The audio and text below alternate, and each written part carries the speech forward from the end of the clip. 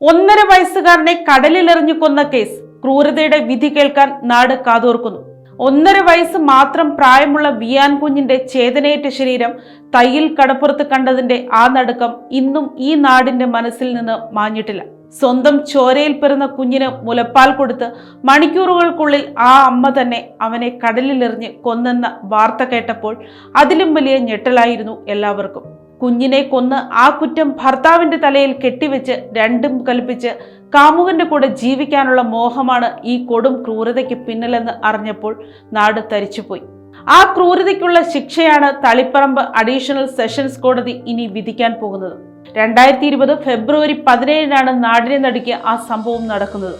അച്ഛനമ്മമാരുടെ കൂടെ കിടന്നുറങ്ങിയ കുഞ്ഞ് വിയാനെ വീടിന് അടുത്തുള്ള കടലിൽ മരിച്ച നിലയിൽ കാണുകയായിരുന്നു.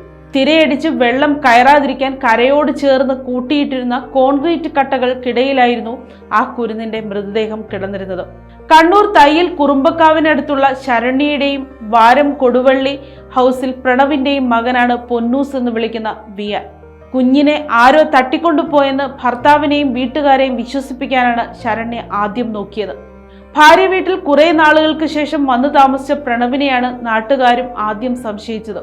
സംശയത്തിന്റെ മുന മുഴുവൻ പ്രണവിന്റെ നേർക്കായിരുന്നെങ്കിലും പോലീസിന്റെ ചോദ്യം ചെയ്യലിൽ ശരണ്യയുടെ കള്ളത്തരമെല്ലാം പൊളിഞ്ഞു വീണു. കാമുകനൊപ്പം സുഖമായി ജീവിക്കാൻ സ്വന്തം കുഞ്ഞിനെ കൊന്ന അമ്മയുടെ ക്രൂരത കേട്ട് നാട് ഞെട്ടിത്തെരിച്ചു. 23 വയസ്സുള്ള ശരണ്യയെ പോലീസ് അറസ്റ്റ് ചെയ്തു. തലക്കേറ്റ പരിക്കാണ് മരണകാരണമെന്ന് പോസ്റ്റ്മോർട്ടത്തിൽ തെളിയുകയും ചെയ്തു. എന്തറിയാം ആ പാവം കുഞ്ഞിന്? അമ്മയുടെ ഉത്തരവാദിത്വമാണ് കുട്ടിയുടെ സംരക്ഷണമെന്ന് കോടതി നിരീക്ഷിച്ചു. അതൊരു പ്രകൃതി നിയമമാണ്. 1.5 വയസ്സായ സ്വന്തം മകനെ 70 മീറ്റർ അകലെയുള്ള കടലിൽ കൊണ്ടുപോയി എറിയുന്നു. എന്നിട്ടും ആ അമ്മയ്ക്ക് ഒരു കുലുക്കവുമില്ല, കരയൊന്നുമില്ല, വളരെ കൂളായി നിൽക്കുന്നു, കോടതി പറഞ്ഞു. അന്വേഷണ ഉദ്യോഗസ്ഥർക്കെതിരെയും കോടതിയുടെ വിമർശനമുണ്ടായിട്ടുണ്ട്. 2ാം പ്രതിക്കെതിരെയുള്ള ഡിജിറ്റൽ തെളിവുകൾ ശേഖരിക്കുന്നതിൽ പോലീസും പ്രോസിക്യൂഷനും പരാജയപ്പെട്ടു. ഇത്രയും ഗൗരവമുള്ളൊരു കേസിൽ ഉഴപ്പൻ മട്ടിലാണ് അന്വേഷണം നടത്തിയതെന്നും കോടതി കുറ്റപ്പെടുത്തി. മകനെ കടലിലെറിഞ്ഞു കൊന്ന കേസിൽ കുറ്റക്കാരിയാണെന്ന് കണ്ടെത്തിയ ശരണ്യയോട് എന്തെങ്കിലും പറയാനുണ്ടോ എന്ന് ജഡ്ജി ചോദിച്ചപ്പോൾ എനിക്ക് ആരുമില്ല എന്നായിരുന്നു മറുപടി. താൻ മറ്റൊരു കേസിലും പ്രതിയല്ലെന്നും മാനസികമായി വലിയ വിഷമത്തിലാണെന്നും അവർ പറഞ്ഞു. പുലർച്ചെ 2 മണി കഴിഞ്ഞാണ് ഉറങ്ങിക്കിടന്ന കുഞ്ഞിനെ ശരണ്യ എടുത്തെന്നാണ് പോലീസ് കണ്ടെത്തിയത്. കുഞ്ഞുണർന്ന് കരഞ്ഞപ്പോൾ ഭർത്താവും ഉണർന്നു.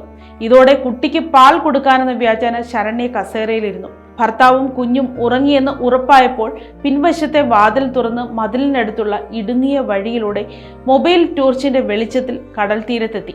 കൽക്കെട്ടിലിറങ്ങി കുട്ടിയെ കടലിലിട്ടു. ഉറക്കത്തിൽ വെള്ളത്തിൽ വീണ കുട്ടി കരഞ്ഞതോടെ വീണ്ടും എടുത്ത് ആർത്തലയ്ക്കുന്ന തിരയിലേക്ക് വലിച്ചെറിഞ്ഞു. തിരയിൽ മുങ്ങിയെന്ന് ഉറപ്പിച്ച് തിരിച്ചു പോന്നു. ഒന്നും അറിയാത്ത പോലെ കിടന്നുറങ്ങുകയും ചെയ്തു. തിരയിൽപ്പെട്ട് തിരികെ വന്ന് കൽക്കെട്ടിൽ കുഞ്ഞിന്റെ മൃതദേഹം കുടുങ്ങുമെന്ന് ശരണ്യ സ്വപ്നത്തിൽ പോലും കരുതിയിരുന്നില്ല. 10 മണിക്കൂറോളമാണ് ശരണ്യയെയും പ്രണവിനെയും പോലീസ് ചോദ്യം ചെയ്തത്. ശരണ്യ നുണ പറയുകയാണെന്ന് പോലീസിന് പെട്ടെന്ന് തന്നെ മനസ്സിലായി. ചോദ്യം ചെയ്യുന്നതിനിടെ 20ഓളം തവണയാണ് ശരണ്യയുടെ ഫോണിലേക്ക് കാമുകനായ നിതിൻ വിളിച്ചത്. പിന്നാലെ ഇയാളും പോലീസിന്റെ പിടിയിലായി. ശരണ്യയുടെ വസ്ത്രങ്ങളിൽ നിന്ന് കടൽ വെള്ളത്തിന്റെ അംശം ഫോറൻസിക് പരിശോധനയിൽ കണ്ടെത്തിയതും കടൽ ഭിത്തിക്കിടയിൽ കുടുങ്ങിയ അവരുടെ ചെരുപ്പ് കിട്ടിയതും കേസിൽ വലിയ വഴിത്തിരിവായി. ദൃക്സാക്ഷികളില്ലാത്ത ഈ കേസിൽ സാഹചര്യ തെളിവുകളാണ് നിർണായകമായത്. News desk, Kottarakkara media.